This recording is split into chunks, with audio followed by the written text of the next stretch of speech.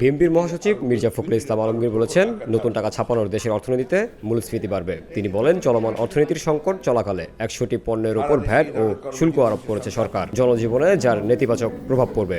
যে বর্তমান অন্তর্বর্তী সরকার চলমান অর্থনৈতিক অস্থিতিশীলতা তথা উচ্চ মূল্যস্ফীতির মধ্যেই 100টিরও বেশি পণ্যের উপরে ভ্যাট ও সম্পূরক শুল্ক আরোপ করেছে।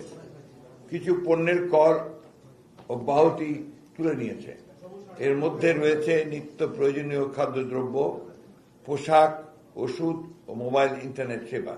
বর্তমান রাজস্ব দিয়ে সরকার বাজেট মেটাতে পারছে না উল্লেখ করে তিনি বলেন, আওয়ামী লীগ তাদের দুর্নীতি লুটপাটের কারণে কার্যত অর্থনীতিকে ধ্বংস করে দিয়েছে। বর্তমান সরকারের চ্যালেঞ্জ মোকাবিলা না করে চলতি বছরের মাঝপথে ভ্যাট ও শুল্ক বাড়ানোর সিদ্ধান্ত নিল, যা জনগণের উপর চরম চাপ বাড়বে। 18 জানুয়ারি শনিবার সকালে রাজধানীর গুলশানে বিএনপি চেয়ারপারসনের কার্যালয়ে সংবাদ সম্মেলনে তিনি এসব কথা বলেন। আমরা বুঝতে পারি যে আওয়ামী ফ্যাসিবাদের পরবর্তী সময়ে অন্যান্য খাতের মতো আর্থিক খাতে বিশৃঙ্খলা ভঙ্গুর অবস্থা পরবর্তী চ্যালেঞ্জগুলো সৃষ্টি করেছে। অন্তর্বর্তী সরকার বিগত আওয়ামী লীগ সরকারের মতো টাকা ছাপিয়ে অর্থনীতির জন্য অত্যন্ত ক্ষতিকারক সিদ্ধান্ত নিয়েছে বলে অভিযোগ করেন মির্জা ফখরুল। এতে দেশের অর্থনীতিতে মূল্যস্ফীতি বাড়বে বলে মনে করেন তিনি। তথাপি বিএনপি বর্তমান অন্তর্বর্তীকালীন সরকারের এমন সিদ্ধান্তে সাধারণ জনগণের জীবনের উপর প্রভাব নিয়ে উদ্বিগ্ন।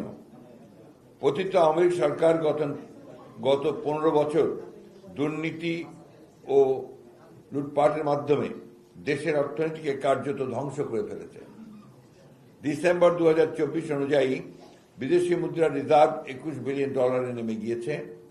দেশের মূল্যস্ফীতি বেড়ে দাঁড়িয়েছে 11%, অনেক ক্ষেত্রে এটি 25%-এর বেশি বেড়েছে। জামিল হোসেন জিতু, বিউডি বাংলা, ঢাকা। শ্রীলঙ্কার মতো দেশে মূল্যস্ফীতি উল্লেখ